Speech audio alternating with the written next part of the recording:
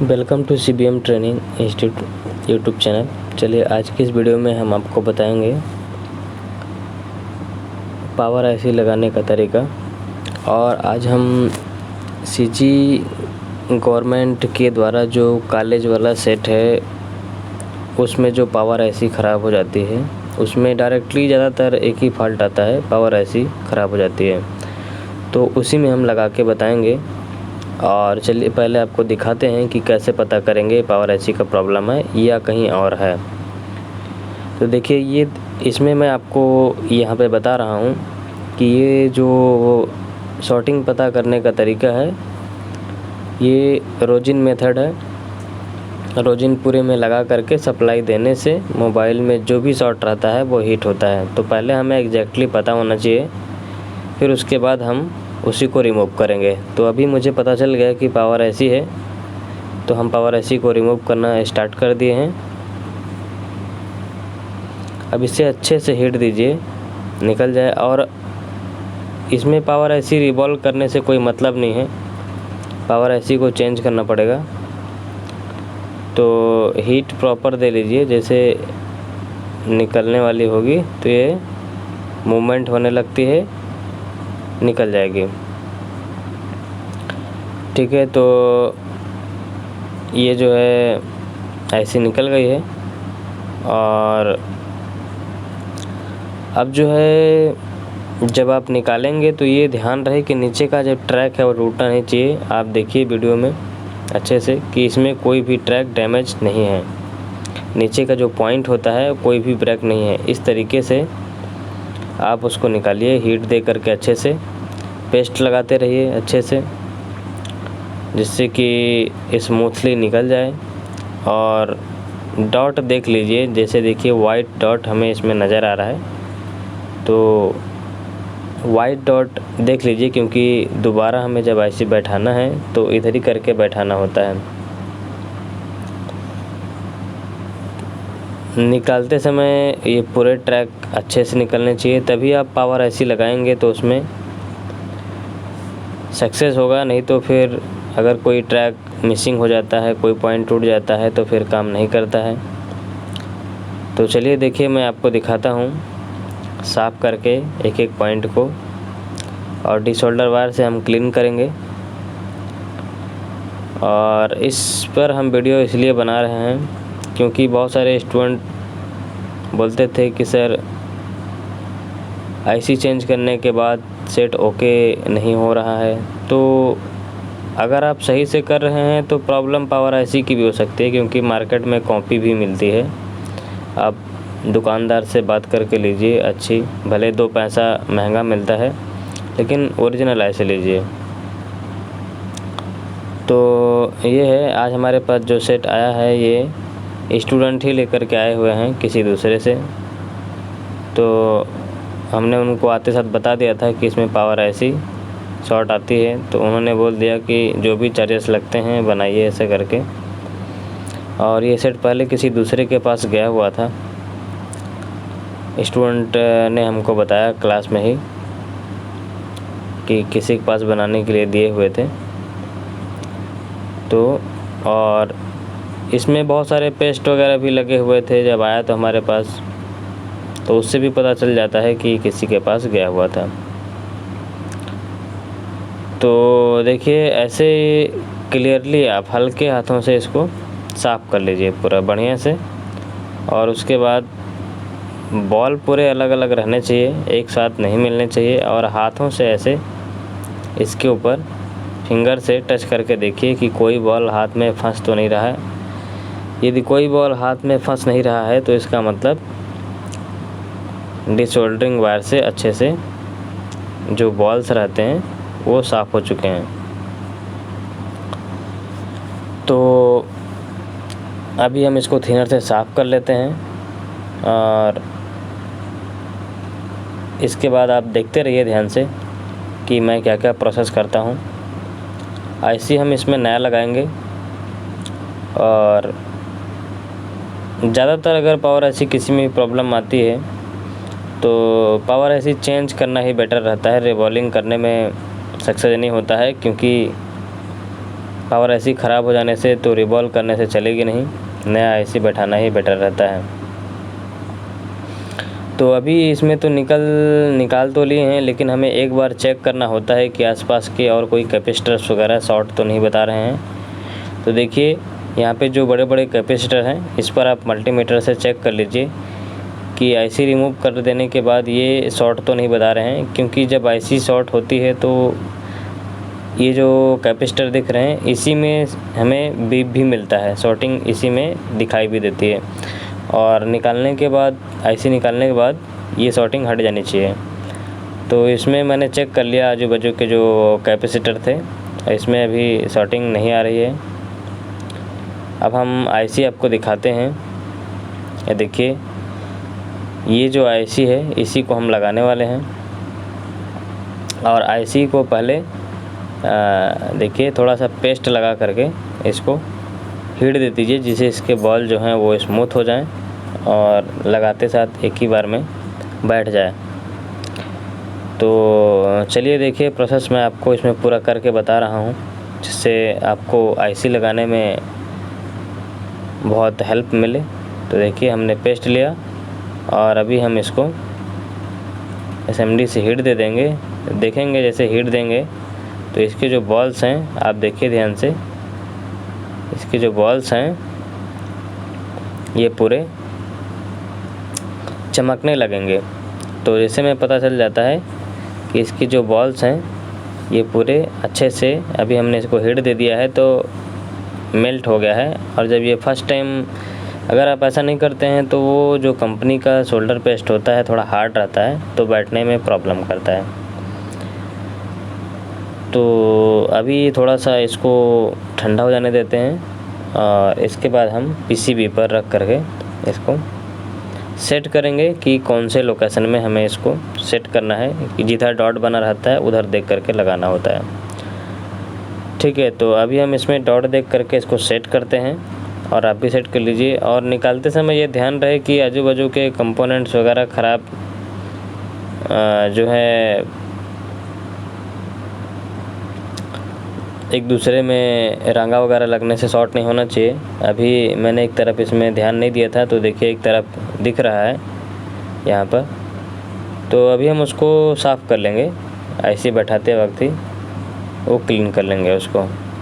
जब हीट पड़ेगा उस पर तो ऑलरेडी वो अलग अलग हो जाता है। अगर आजू बाजू में जैसे किसी में मान लो अगर लग गया है, इधर का हमने नीचे की तरफ वाला चेक कर लिया था, उधर साइड हमने ध्यान नहीं दिया था, लेकिन वो दोनों जनरली एक ही पॉइंट से जुड़े हुए हैं। अगर वो हम अलग भी नहीं करते हैं तो कोई प्रॉब्लम नहीं आएगा। और जैसे हीट पड़ेगा वो दोनों अलग अलग हो जाएंगे। नहीं तो हम साफ़ भी कर सकते हैं उसको, डिसोल्डर वायर से थोड़ा सा रखेंगे ऊपर से क्लीन हो जाएगा। तो पहले आईसी को अच्छे से आप सेट कर लीजिए और उसके बाद हीट देना है। तो सेट हो जाने के बाद एयर को कम रखना है, 1-2 में रखना रहता है।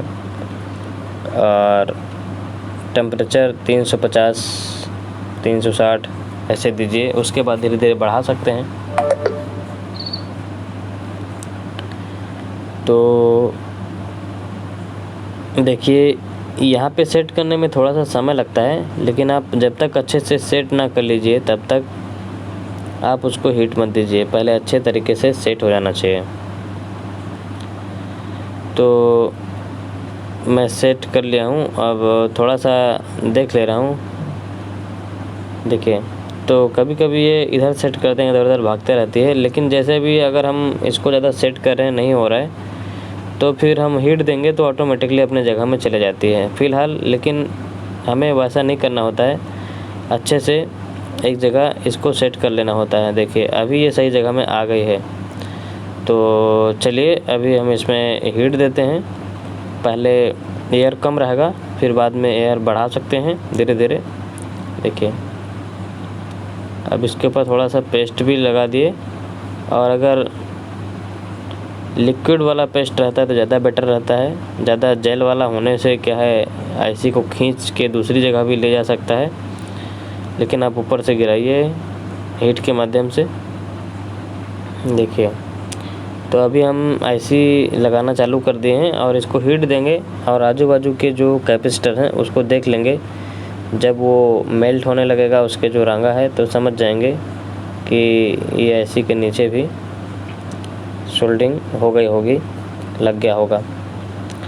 तो आप ये पेशेंस से कीजिए, अच्छे से कीजिए।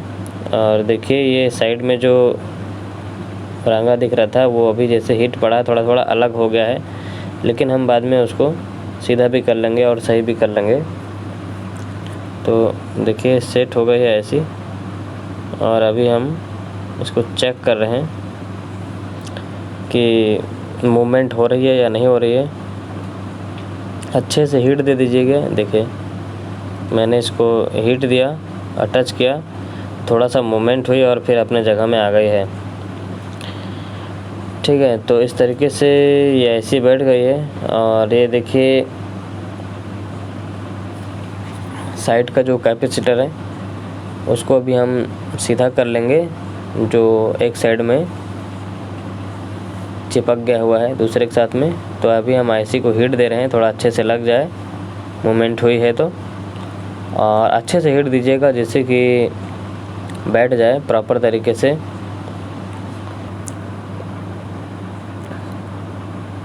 तो जब आईसी लग जाएगी तो हीट हो करके बैठ जाएगी, तो हमें तुरंत इसके ऊपर ब्रश वगैरह नहीं चलाना होता है, थोड़ा ठंडा हो जाने दीजिए। उसके बाद फिर आप जो बाकी काम करना चाहते हैं वो कर सकते हैं। तो अभी तो मेरा आईसी लग गया है प्रॉपर तरीके से, लेकिन अब हम अपने कंपोनेंट को अभी सीधा करेंगे जो थोड़ा तिरछा दिख रहा था।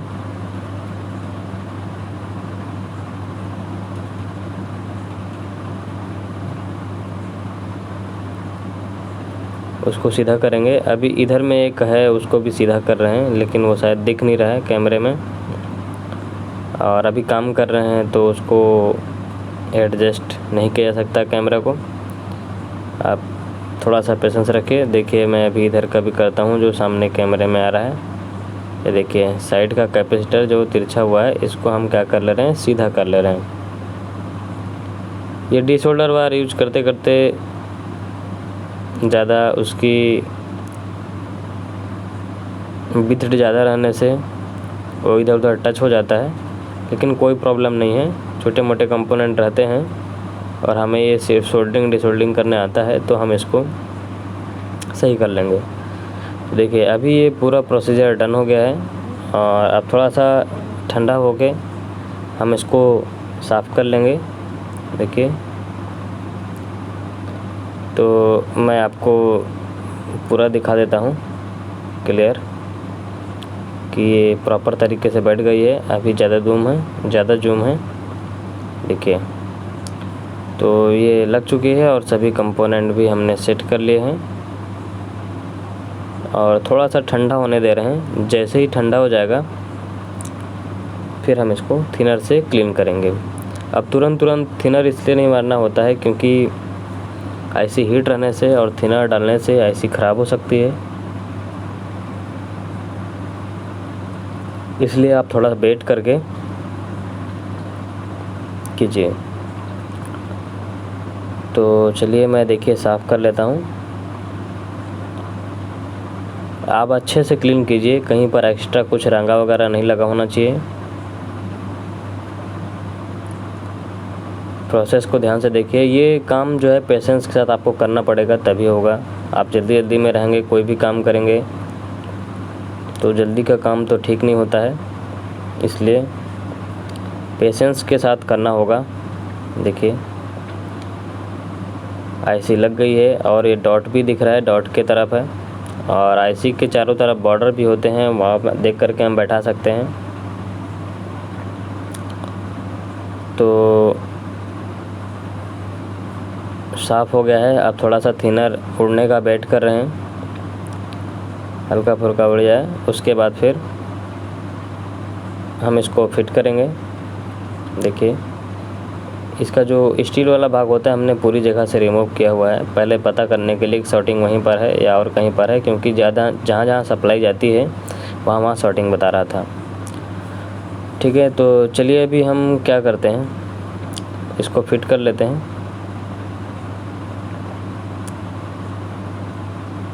पीसीबी को फिट करके और इसके बाद ऑन करके आपको दिखाते हैं। अगर सेट आपके पास डायरेक्ट आता है, ज़्यादा छेड़ा नहीं गया रहता है, तो आप जैसे ही पावर IC डालेंगे सेट चालू हो जाएगा। ऐसे कुछ सेट होते हैं स्पेसिफिक कि उसमें वही फॉल्ट आता है। जैसे CG गवर्नमेंट स्काई संचार क्रांति योजना वाला जो कॉलेज में सेट मिला हुआ है, उसमें पावर IC का प्रॉब्लम ज़्यादातर आता है। तो डायरेक्टली अगर आपके पास आता है तो पावर IC डायरेक्ट निकाल करके चेंज कर दिए, प्रॉब्लम सॉल्व हो जाएगा। लेकिन अब उसके चक्कर में अगर आप कहीं और कुछ इधर उधर कुछ रिमूव करते रहेंगे और ज़्यादा इधर उधर करेंगे तो फिर आप दोबारा पावर IC लगाने से भी वो ऑन नहीं होगा, क्योंकि ज़्यादा कंपोनेंट आप उसके चक्कर में रिमूव कर देते हैं और कुछ रेजिस्टेंस वगैरह भी बहुत सारे लोग निकाल देते हैं। तो इसलिए पहले अच्छे से चेक कर लीजिए रोजिन से कि प्रॉब्लम कहाँ पे बता रहा है, तो उधर ही हमें काम करना होता है। तो मैं इसको फिट कर ले रहा हूँ अभी, और इसके बाद बैटरी तो डाउन होगा मेरे ख्याल से, चेक कर लेंगे एक बार, नहीं तो हम इसको आपको DC से ऑन करके दिखाएंगे। क्योंकि किसी दूसरे के पास जाने से, फिर किसी के पास और आने से बैटरी अदर और ऊपर से मोबाइल शॉर्ट है, तो बैटरी डिस्चार्ज तो हो ही जाएगी, पूरी तरीके से डिस्चार्ज हो जाएगी। तो उतना समय तो अभी है नहीं कि बैटरी बूस्ट करके दिखाया जाए, तो हम आपको DC से ऑन करके दिखाएंगे। फिट करके DC की तरफ आ गए हैं और दोनों चीज़ कनेक्ट करके और बटन प्रेस कर दिए, ये देखिए हैंड सेट ऑन हो रहा है और ये प्रॉपर ऑन हो गया है। अभी आपको दिखाते हैं, बूट होने में थोड़ा समय लगता है, इसका पूरा फंक्शन आगे का नहीं खुलेगा, क्योंकि इस मोबाइल में जब तक जियो सिम लगेगा नहीं तब तक ये बाकी फंक्शंस इसके आगे जाते नहीं हैं। एक्टिवेशन सर्वर से लेने के बाद ही आगे जाता है। तो फ़िलहाल मैं आपको वहाँ तक चेक करवा देता हूँ। कुछ ऑप्शन तक सेटअप पे वाईफाई करके दिया रहता है, वहाँ तक आपको चेक करवा देते हैं। तो एक चीज़ ये ध्यान रहे कि संचार क्रांति योजना वाला जो मोबाइल है, अगर ये आपके पास आता है तो डायरेक्टली आप इसका पावर IC चेंज कीजिए, उसी का प्रॉब्लम है। हमारे पास बहुत सारे सेट आए हैं और हमने देखा है कि इसमें एक ही चीज़ की प्रॉब्लम आ रही है, वो पावर IC। तो आते साथ आप उसको चेक कर लीजिए एक बार अच्छे से और पावर IC डायरेक्ट रिप्लेस कीजिए, आपका काम हो जाएगा। देखिए ये रेडी हो गया है। तो अभी यहाँ पे टच करने से कुछ ऑप्शन दे रहा है सिम लगाने का। देखिए मैं अब इसमें सिम तो है नहीं हमारे पास अभी जियो का करंट में, तो देखिए यहाँ पे टच करने से खुल गया है, टच भी बाकी काम कर रहा है।